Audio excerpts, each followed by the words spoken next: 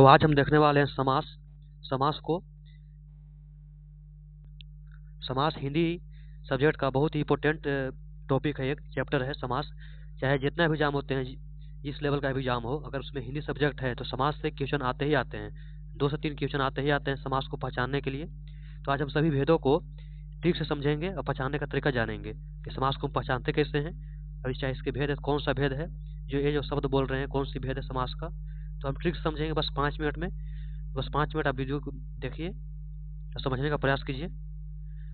पहले देखेंगे अब समास को, समास आखिर क्या है, समास किसको बोलते हैं, पर इसको समझने का प्रयास करेंगे हम लोग।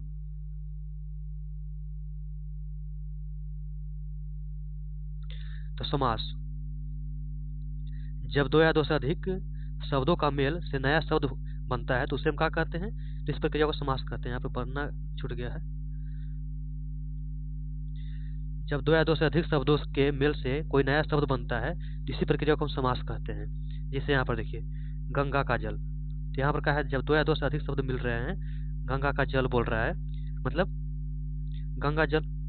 यहाँ पर क्या मिल रहे थे, गंगा का जल, यहाँ गंगा एक जल मिल रहा है, 2 मिल रहा है, क्या बन रहा है यहाँ पर, गंगा जल। एक राज और पुत्र, जब 2 मिल रहे हैं तो क्या बन रहा है, राजपुत्र, मतलब राजा का पुत्र, है ना। तो इसको समास को एक शब्दों में याद रखिए कि जब 2 या 2 से अधिक शब्द मिल करके कोई नया शब्द बनाते हैं तो उसे ही हम समास कहते हैं। जैसे आप समझ चुके हैं कि राजा पुत्र, ये दोनों जब मिल रहा है तो क्या बन रहा है, राजपुत्र, मतलब एक नया शब्द का निर्माण हो रहा है, तो उसे हम कहते हैं समास। चलते हैं आगे। समास के कुल 6 भेद होते हैं।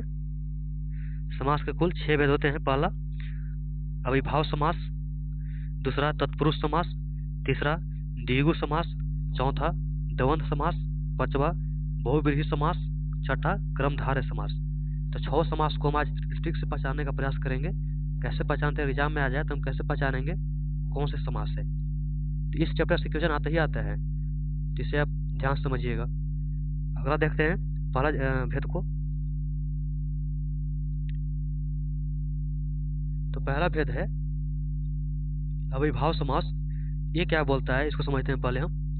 अविभाव समास जो है ये बोलता है कि जिन शब्दों के प्रारंभ में उपसर्ग लगा हो, उपसर्ग और प्रत्यय का भी क्लास हो चुका है, वीडियो जाकर देख लीजिएगा एक बार।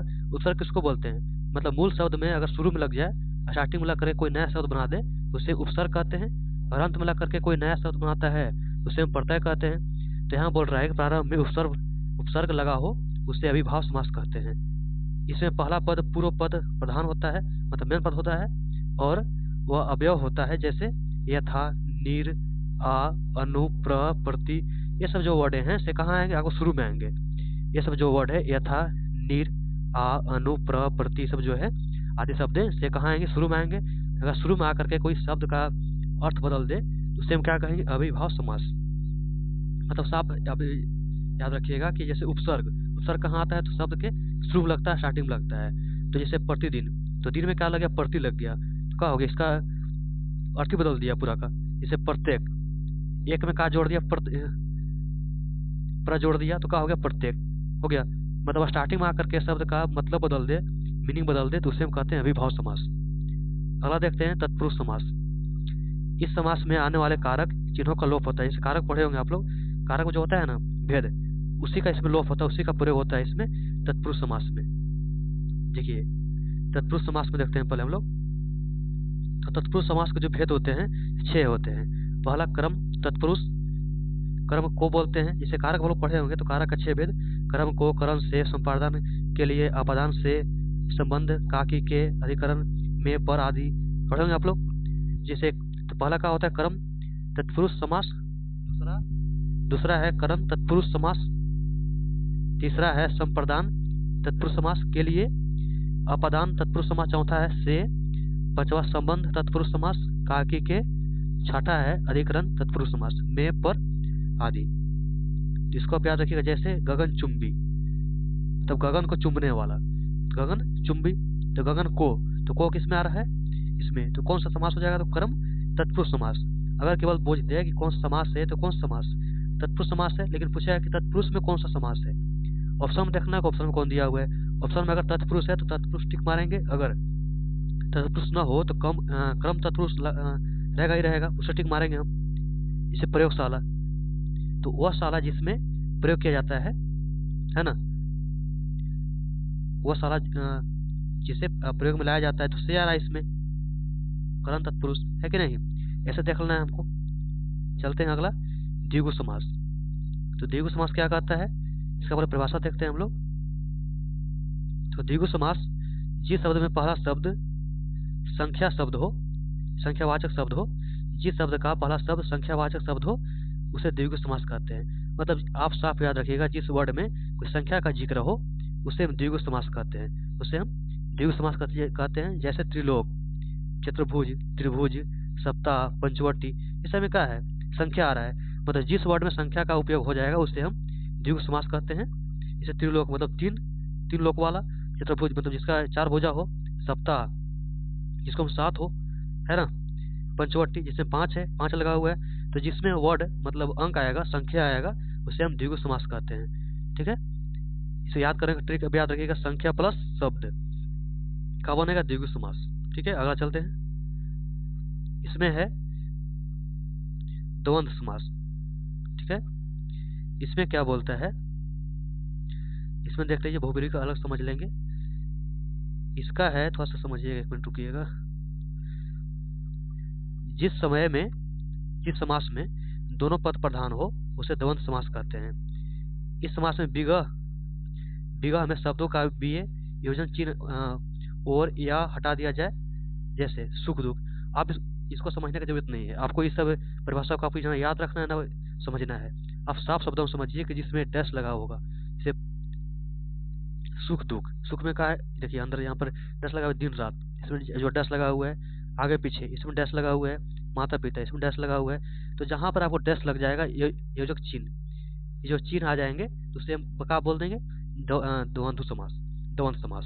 ठीक है, तो आप इसको डायरेक्ट याद रखिएगा, आपको परिभाषा याद रखने की जरूरत नहीं है। अब इसको पहचानने का डायरेक्ट ट्रिक अब याद रखिएगा।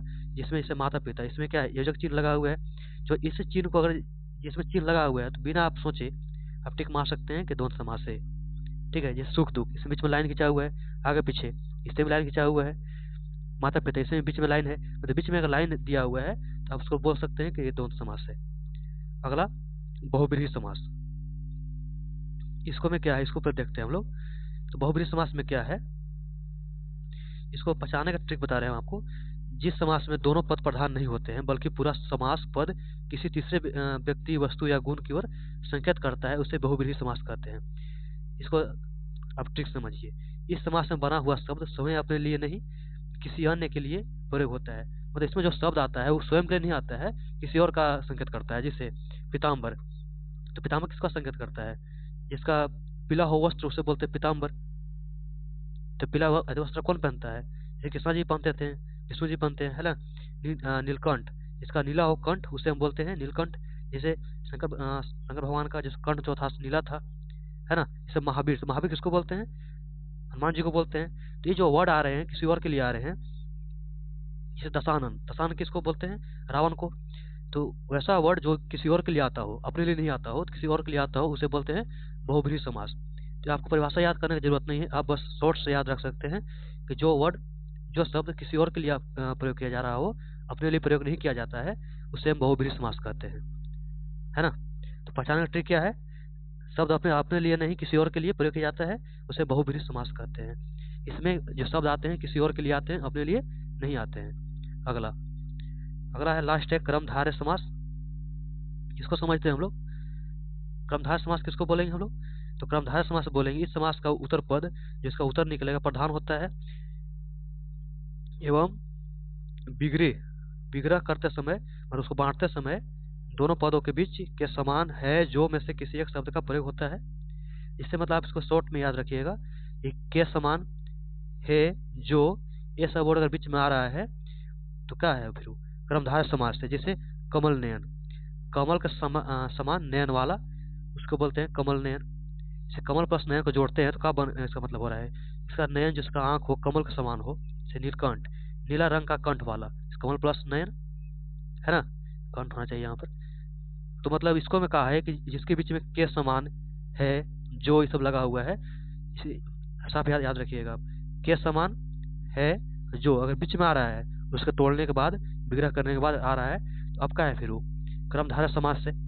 ठीक है, बस समास नहीं, इतना आपको समझने के बाद समास में दिक्कत नहीं होने वाला है। समास आप आसानी से पहचान सकते हैं कि समास से कौन सा समास है, अभ्यास आसानी से पहचान सकते हैं। ठीक है, तो मिलते हैं अगली क्लास में।